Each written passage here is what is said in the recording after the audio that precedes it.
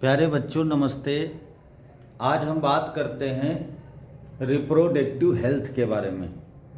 ये कक्षा 12 का चैप्टर है जनन स्वास्थ्य। चूँकि परीक्षाएं नज़दीक हैं और इसकी वजह से अब कुछ महत्वपूर्ण टॉपिक ही पढ़ाए जाएंगे रिवीजन को देखते हुए। तो ये लेसन बहुत महत्वपूर्ण है। तो इस लेसन का सबसे अच्छा जो टॉपिक है और जो कई बार परीक्षाओं में पूछा गया है कि यौन संचारित रोग कौन होते हैं या यौन संचारित रोग क्या हैं, या कई बार यह पूछ दिया जाता है कि एसटीडी की फुल फॉर्म क्या होगी। तो आज हम बात कर लेते हैं कि यौन संचारित या यौन संचारित संक्रमण रोग कौन से हैं।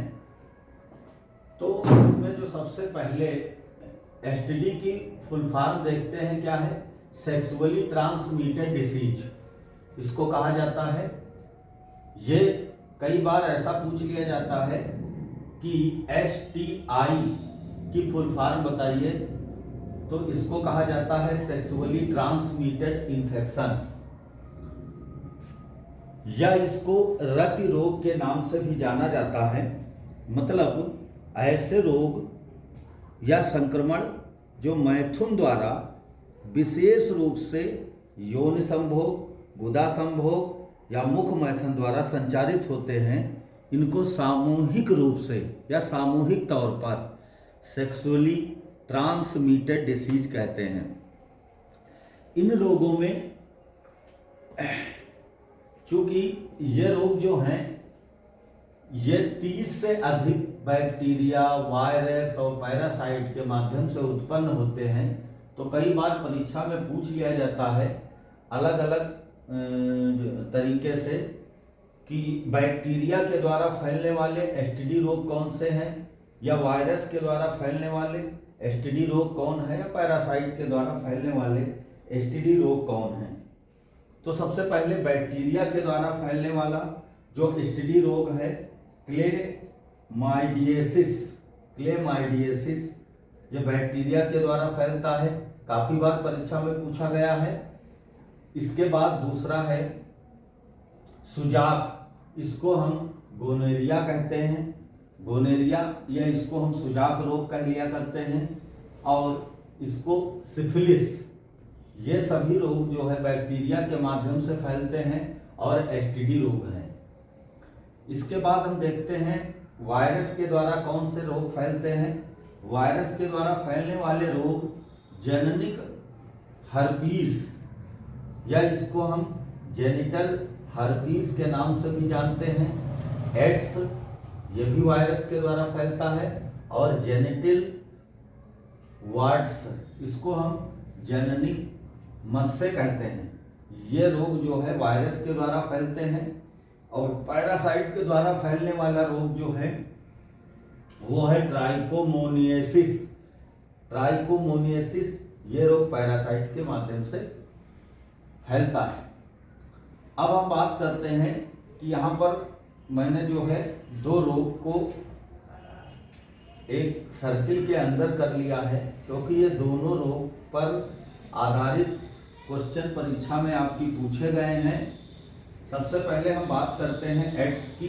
ये एचआईवी वायरस के द्वारा फैलता है, और जो है इससे एक प्रश्न परीक्षा के अंदर आया था कि यौन संचारित रोग जो विशिष्ट रूप से जननांगों को प्रभावित नहीं करता है कौन है। तो एड्स जो है ये विशेष रूप से जननांगों को ये प्रभावित नहीं करता है। तो इसका एक सही आंसर यही हो जाएगा कि एड्स। इसके जो विकल्प दिए हुए थे वो सिफिलिस था, गोनोरिया था, एड्स था और जेनेटिक मस्से थे। इनमें से एड्स जो है ये जननांगों को प्रभावित नहीं करता है।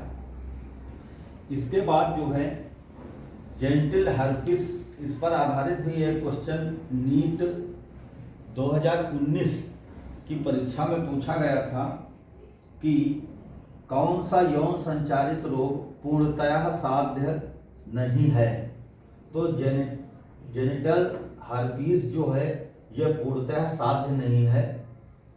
तो इसलिए वायरस से फैलने वाला रोग जो है, जो सेक्सुअल ट्रांसमिटेड डिसीज हैं, इनमें ये 2 रोग बड़े महत्वपूर्ण हैं परीक्षा के दृष्टि से। अब हम बात कर लेते हैं गोनोरिया की। सबसे पहले देखते हैं कि ये किसके माध्यम से फैलता है, किसके द्वारा फैलता है गोनोरिया, और गोनोरिया के बारे में फिर हम पूरी तरीके से पढ़ेंगे। गोनोरिया जो है ये डिप्लोकोकस बैक्टीरियम के द्वारा फैलता है। ये गोनोरिया डिप्लोकोकस बैक्टीरियम के द्वारा फैलता है, और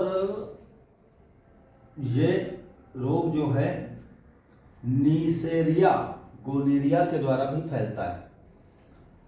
मतलब डिप्लोकोकस बैक्टीरियम आपको याद रखना चाहिए, और अगर एक विकल्प आ जाता है नेसेरिया गोनोरिया, तो आप इसको भी याद रखेंगे।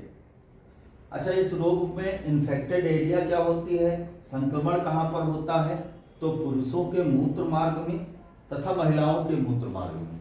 पुरुष और महिलाओं दोनों के मूत्र मार्ग में इनका इन्फेक्शन होता है, और वेजाइना में, स्त्रियों के वेजाइना में इन्फेक्शन होता है, तथा कैर्वेक्स में, मतलब गर्भाशयी ग्रीवा में भी इसका इन्फेक्शन हो जाता है।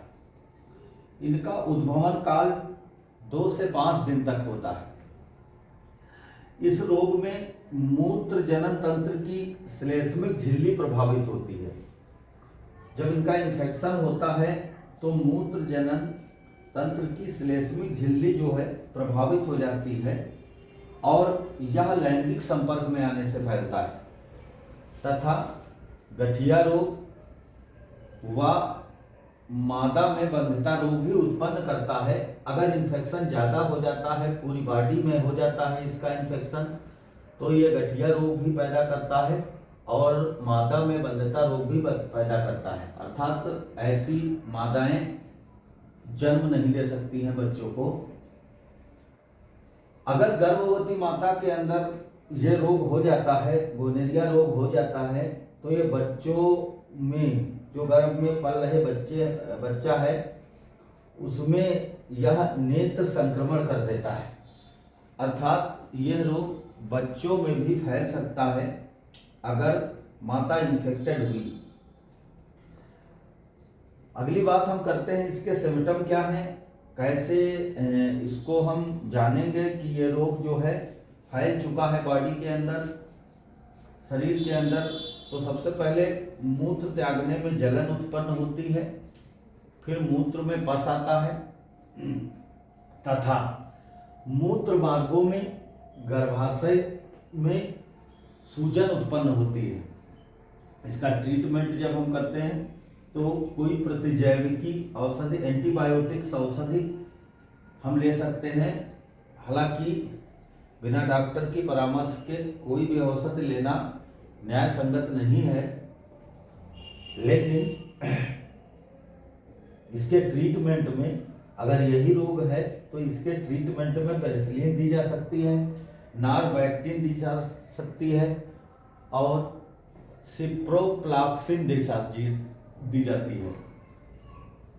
तो इस प्रकार से ये रोग आपको पूर्णतः तैयार हो गया होगा। इसके बाद जो है हम बात कर लेते हैं, एक क्वेश्चन कई बार परीक्षा में पूछा गया है इसी टॉपिक से लेकर, और इस टॉपिक से लेकर जो परीक्षा में क्वेश्चन आया था वो आया था, यौन संक्रमित रोगों के कारण क्या होते हैं, या यौन संक्रमित रोग कैसे फैलते हैं। अगर हम इसकी बात कर लेते हैं कि यौन संक्रमित रोग कैसे फैलते हैं, तो वहां पर जो विकल्प दिया गया होगा, यह प्रश्न था तुम्हारा, यौन संक्रमित रोगों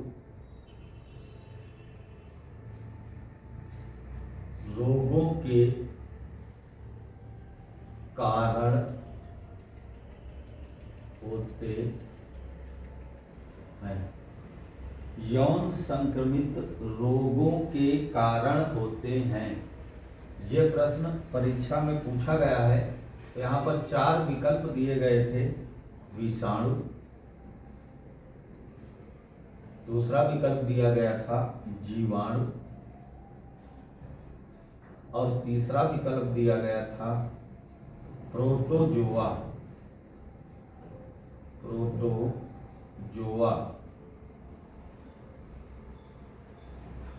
और चौथा विकल्प दिया गया था इसमें सभी। तो इस क्वेश्चन को हम ध्यान से देखते हैं और आपको इसका उत्तर मिल गया होगा कि अभी हमने पढ़ रखा है कि विषाणु से भी एसटीडी, यौन संक्रमित रोग, मतलब एसटीडी, सेक्सुअली ट्रांसमिटेड डिसीज, विषाणु के द्वारा भी फैलती है, जीवाणु के द्वारा भी फैलती है और प्रोटोजोआ के द्वारा भी फैलती है। तो इसका सही उत्तर हो जाएगा सभी। दूसरी चीज है, एक क्वेश्चन आया था, गोनेरिया रोग निम्न के द्वारा फैलता है। अभी आया था एक, इसका उत्तर हमने दिया है इसके पहले। तो गोनेरिया किसके द्वारा फैलेगा? तो इसके विकल्प थे विषाणु, जीवाणु, यहाँ पर जो है कवक, और यहाँ पर इनमें से कोई नहीं। तो अभी आप लोगों ने देखा कि जो गोनेरिया है ये जो है जीवाणु के द्वारा फैला है। तो